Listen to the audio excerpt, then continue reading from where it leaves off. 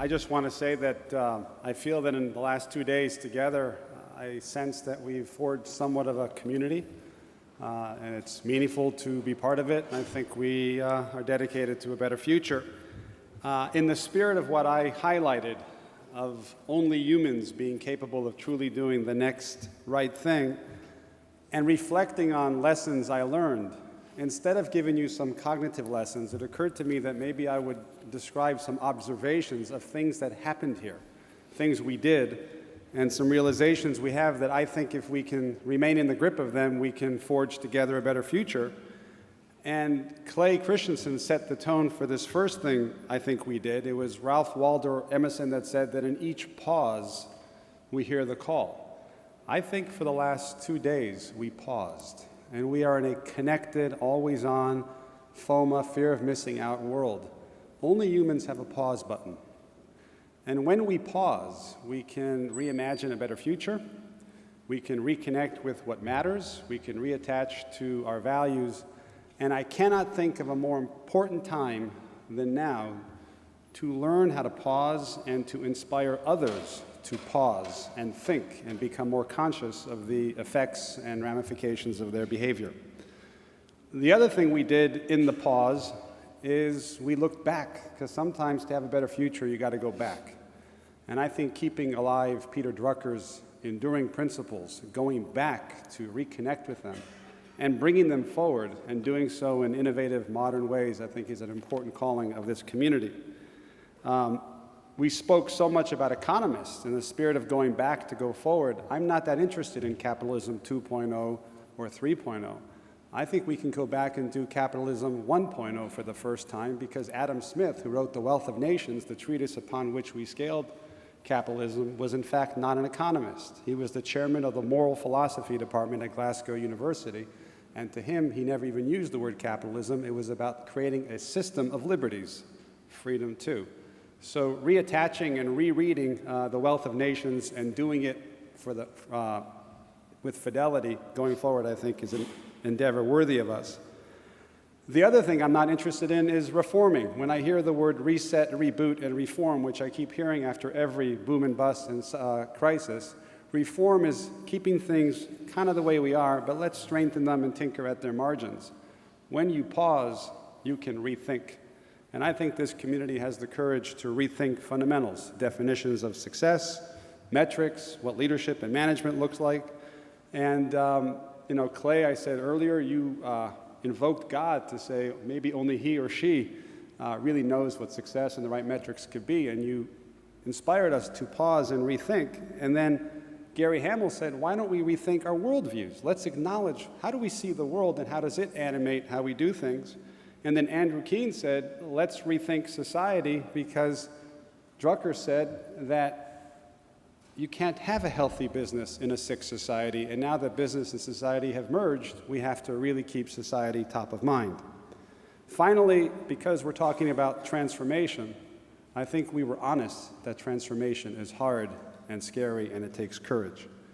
And the only way to do hard things is to ask hard questions. And I think we asked a lot of hard questions. And to me, the most touching and personal moment was from nobody on the stage. It was an individual named Robert that I met who tapped into the ethos of this community and asked a hard, personal question of me and Martin, and really modeled the search and quest for going to deeper truths and gave me the opportunity to share something personal. There's one last thing I want to offer that I think only humans can do. Only humans can be on a journey. I think each and every one of you would agree that life is a journey, right? Because life is a journey because it goes up and down. Journeys are curvilinear. Our health goes up and down. Our friendships, our marriages, our relationships go up and down. And we know what to tell people on a journey. Hang in there, be resilient, but keep your head up and keep going. We really admire the ethic of being on a journey. But we were taught in business that business is not a journey.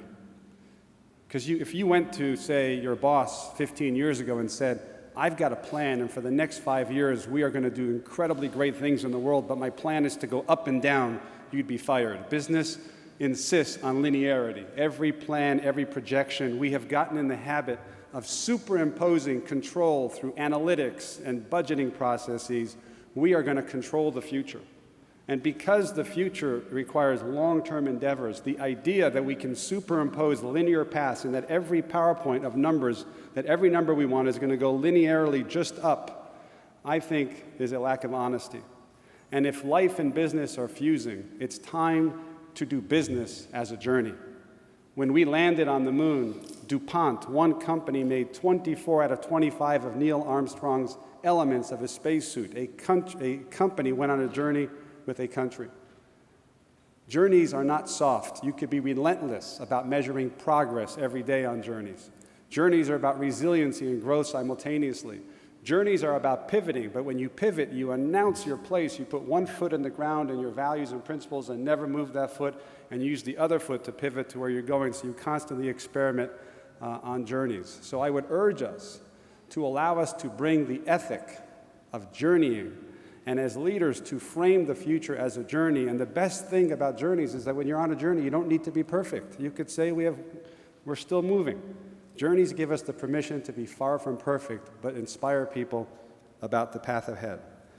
The most important journey of all is an inner journey, to pause and just go in. Look in the mirror, not just do a fiscal audit, but also do a moral audit. Who am I?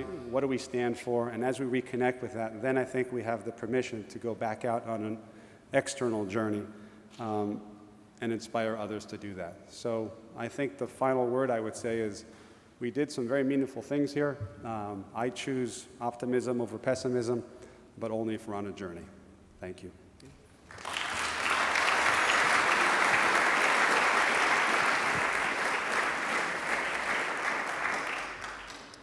You probably know this, but you're electable. That's not my question, though. If you ask me if I'm running, the answer is no.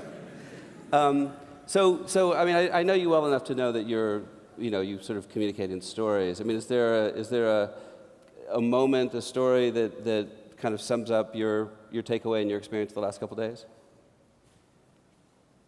I tend to look at things through this lens that I've shared, and I've got many stories. But if I were to think of one, and let me describe a company that I admire that I've never worked with, that I've observed from a distance, but also as a customer, Southwest Airlines. The airline industry over the last 40 years has been very turbulent, very volatile.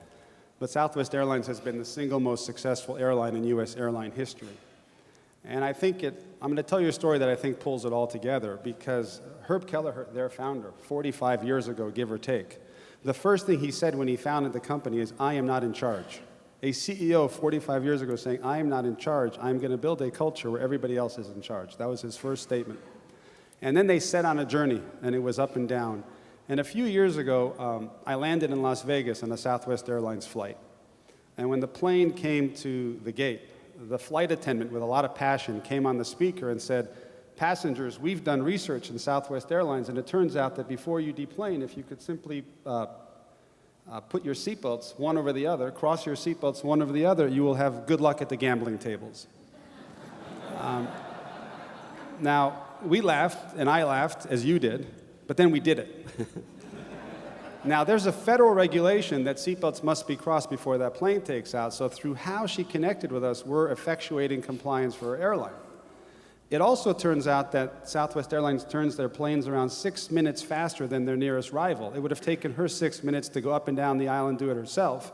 Through how she inspired us, we are now delivering a competitive advantage of 6 minutes on behalf of her airline. They also make a promise: home on time, no frills, safe, and fun. Now, I had fun. I laughed. So I developed a deeper loyalty because there was consonance. What they told me is what I've experienced. But the moral of the story is, she is delivering her full character and creativity, her full humanity to the job. There's no manual in Southwest Airlines that says, when you land in Las Vegas, tell the gambling joke. There's no fear there. She doesn't say, what if I tell a joke that's not funny? Is someone going to report me to HR and I'm going to get fired? There's so much trust that she could take the risk and offer her humanity, in this case, her humor. There's all this freedom to lean in and to be herself. And I think if we keep pictures like this in our minds, they're winning because they've created the context and the culture for people to lean in and deliver their full character and creativity and imagination. Okay. Thank you, Dov Seidman. Thank you.